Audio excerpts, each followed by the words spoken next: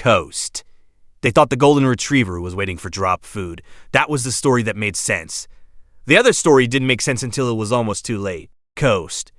It starts the way almost all of these stories start, with something ordinary. A dog beside a high chair, a baby eating crackers, a parent standing at the counter with coffee, watching not alarmed because there was nothing in the scene to be alarmed about. Coast.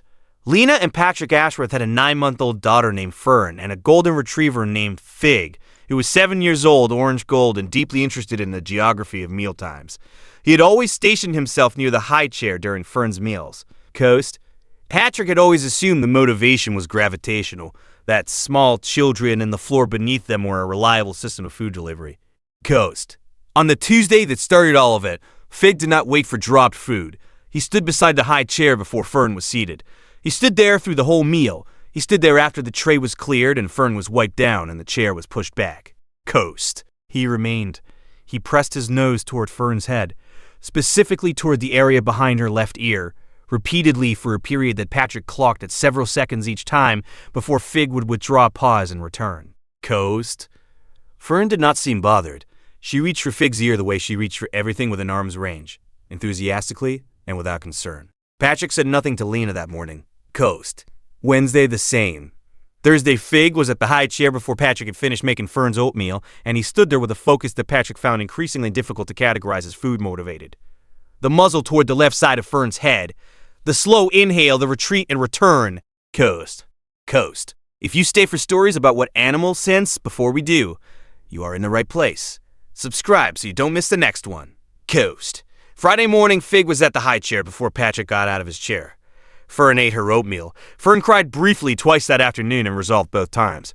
Fern's temperature was 99.2 at dinner, which was the number that made Lena take the thermometer and reread it. Coast. Patrick called the nurse line. They set to watch for anything over 100.4. Saturday at 3 in the morning, Fern woke screaming. Coast. This was a different cry from the ones Patrick had learned to recognize as needs that could be addressed. It had a quality he could feel rather than describe. Physical, penetrating, the sound of something that wasn't a want, but a response to pain. Coast.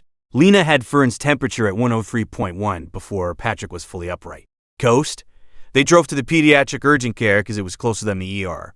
The physician, a man named Dr. Kevin Solaris, examined Fern's left ear with an otoscope for approximately 15 seconds and said she has a middle ear infection with early signs of mastoiditis. We need to get her to the main hospital. Mastoiditis. The infection of the mastoid bone behind the ear. The complication of untreated otitis media. Coast. In a 9-month-old.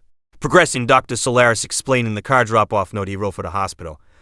More rapidly than typical presentation, the kind of case that in an era before antibiotics would have presented very differently by morning. Coast. At the hospital, Dr. Yvonne Marchetti, pediatric infectious disease, sat with them while Fern slept with an antibiotic drip running. She asked the question physicians ask in those rooms when they want to understand the timeline. When did she start acting differently? They said Friday. Coast. When did you first notice something might be off? They looked at each other. Patrick said Thursday. Lena said Wednesday. They looked at each other again. Coast. Patrick said, actually, Fig started acting differently on Tuesday. He described what he had observed over 5 days. The station at the high chair. The nose toward the left side of Fern's head. The slow, deliberate inhaling. Coast?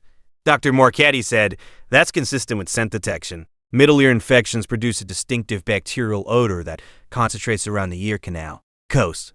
In a dog with olfactory sensitivity 17 times greater than a human's, the detection of an active bacterial infection in an infant is well within the documented range of ability. The dog may have been detecting the infection before the fever presented. She paused. That is not a small thing. Coast. The window between where she was Friday night and where we do not want to be is not a long one. Has your dog ever focused on a specific part of your baby's body in a way you couldn't explain at the time? Tell us in the comments. These stories deserve to be heard. Coast. Fern was discharged on Monday with oral antibiotics and a follow-up scheduled for the following week. Fig was in the kitchen when they came home. He came to Fern immediately, nose toward the left side of her head. Then he withdrew and lay down on his mat near the back door. Coast. He exhaled the long, slow exhale that dogs do when whatever they had been waiting for is resolved. Coast. Patrick sat at the kitchen table for a long time.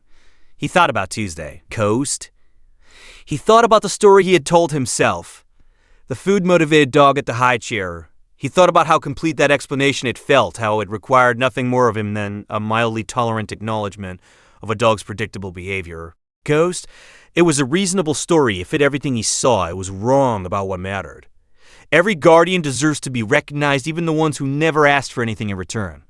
If stories like this matter to you, subscribe so you never miss the next one. Ghost. Fig is 8 now. He still stations himself beside Fern's chair at meals, though Fern is 3 years old and a different kind of year than she was in 9 months. And Drop Food has become, if anything, more reliable than it once was. His motivations may have diversified, his methods remain the same. Ghost.